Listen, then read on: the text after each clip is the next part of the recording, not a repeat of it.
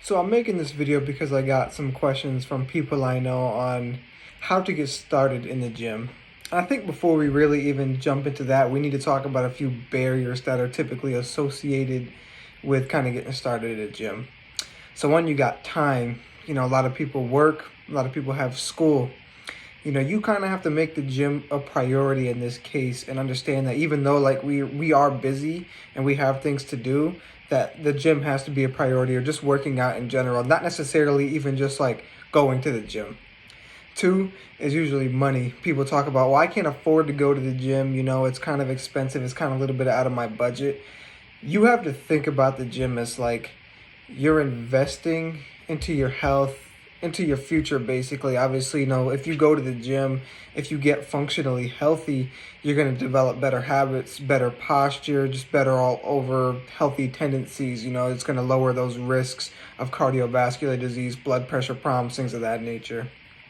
A big one here that a lot of people get is kind of like self-conscious, self-esteem issues. They're kind of worried that, oh, I'm a little too small to go to the gym. Maybe I'll do a couple push-ups in my room, try to get a little bit bigger before I go. Or maybe I'm a little too big. I'm a little self-conscious about wearing the tight shirts, whatever. You could always wear a sweatsuit in that case, but that's really not that big of a deal. Most people aren't really that concerned with what you're wearing or doing in the gym, as long as you don't look like an idiot doing like crazy technique, improper form, things like that. Another problem there, some people think that like they're kind of intimidated by the really big guy in the gym. Typically that dude's like the nicest guy in the gym and he always has that expert advice for you. Obviously he's been doing it forever. And some other people are kind of intimidated by like, people, half their age, or the 15, 16-year-olds that are coming in. They're benching a lot, they're benching heavy weight, and that can kind of intimidate some people. Why are you intimidated by 16-year-olds and 15-year-olds? Unless you're in that age range, which then, you should use that as motivation to kind of almost catch up with them, or at least just kind of build your own habits to try to be better in the gym, make better habits. Never be intimidated by anybody in the gym, because most of the time they're just focused on their own workout anyway, and they're not really too concerned about what you're doing. The only reason people would really be like paying attention to you or anything like that is if you're lifting crazy heavy weight and they're impressed, or you smell really, really bad and they notice you. So just don't smell really bad when you go to the gym. A lot of people talk about motivation, depression, kind of that lack of energy. Again, you just have to make it a priority. And a lot of studies have indicated that like, going to the gym, the release of those good endorphins can kind of not cure depression, but can definitely help, make you a little bit happier, give you a little bit more energy in that regard. And obviously, if you have injuries or medical concerns or anything like that, you should always kind of talk to your doctor, because most likely some form of exercise is going to benefit you with whatever condition or injury that you have, unless you have to go to rehab or something like that. And by rehab, I mean like physical therapy. So how do we kind of get started in the gym, making a program, things of that nature? For one, you got to kind of get organized. So right now, grab a pen and a piece of paper. I'm going to have you pause the video here in a second. I want you to pick some consistent days and times, if possible, for you that you can go to the gym. So right now, pause this video, grab that pen and paper, and write a few times down. Next, we have to set goals. So when we talk about goals, we have a couple different types of goals. We have long-term goals, short-term goals, things of that nature. So for one, we always want to work towards the big goal. So if you want to get into the gym because you want to bench press, obviously that some of that milestone for a lot of people is the 225 bench press, the 2 plates. Don't just go into the gym and bench 225. You have to work your way up there. It's a slow process to get there. So you want to start slow and work towards it.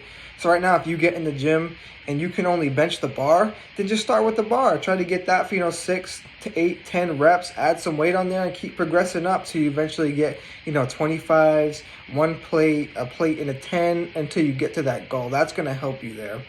So whatever your goals are, also write them down on this piece of paper. And it doesn't have to be like weight goals. It could be like, do you want to reach a certain weight? Do you want to like poundage wise? Do you want to like get bigger? Do you want to become a better runner? Just write your goals on that piece of paper overall. And really, we have to structure our workouts. So, like if you're going to do like a core day, an arm day, supersets, kind of whatever, don't go into the gym and be one of these people that just does a bunch of random stuff when they go and they hit like every machine one time and then they leave, because you're not going to see a lot of benefits from that. When you go to the gym, have that plan in place. Get organized. Again, start slowly. The biggest factor when we talk about people quitting the gym or either not adhering to their program is that when people get into the gym, they start way too hard, way too soon, and they're super sore, and it's really painful. Obviously, that's the DOMS, that delayed onset of muscle soreness, and that stuff can really hurt.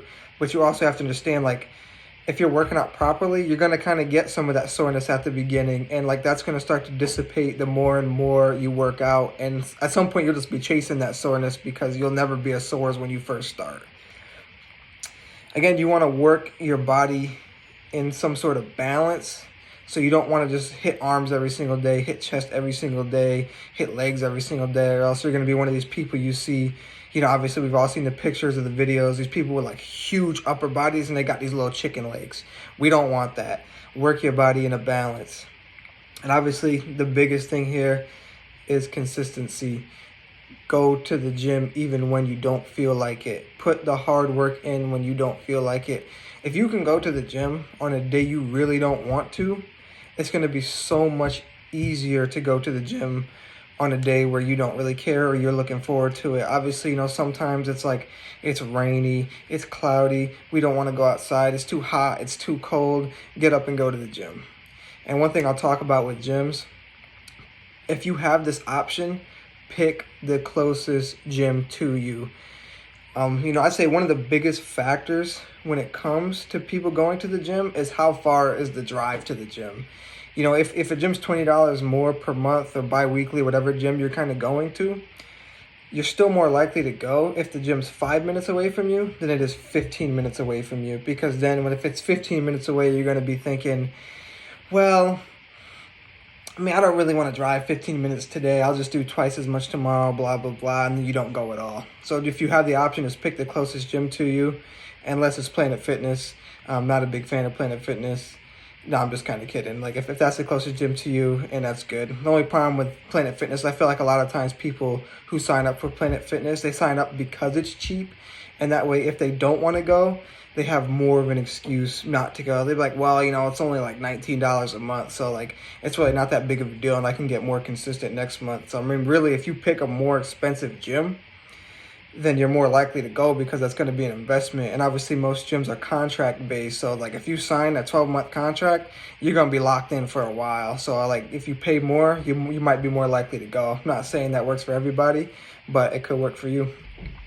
So an example of how we want to structure a day, I'll just give you a random like arm day exercise. So let's say cable curls, 3 sets, 12 reps, tricep push downs, 3 sets, 12 reps, hammer curls, 3 sets, 12 reps, bench dips, 3 sets, 12 reps, incline curls, 3 sets, 12 reps, tricep extension, 3 sets, 12 reps. Boom, that's 6 exercises right there. One of them's for your bicep, one of them's for your tricep. You work both those muscles, takes about half an hour. It's a good quick workout that you can do, and you're gonna see good results from it over time. Now, when we talk about what kind of weights we wanna use, obviously that's gonna be different for everybody. And in the future, I could potentially make a more in-depth video on how we pick our weights, how we progress our weights, things of that nature. They call it progressive overload. So it's basically how do we increase the size of our muscle cells. And obviously in that 12 reps, that's in that realm of hypertrophy. That's in that realm of like just that general toning up look. So it means like if you want kind of more of those toned muscles, that bodybuilder, but not maybe too crazy bodybuilder type look, that's going to be the best. That's going to work for you.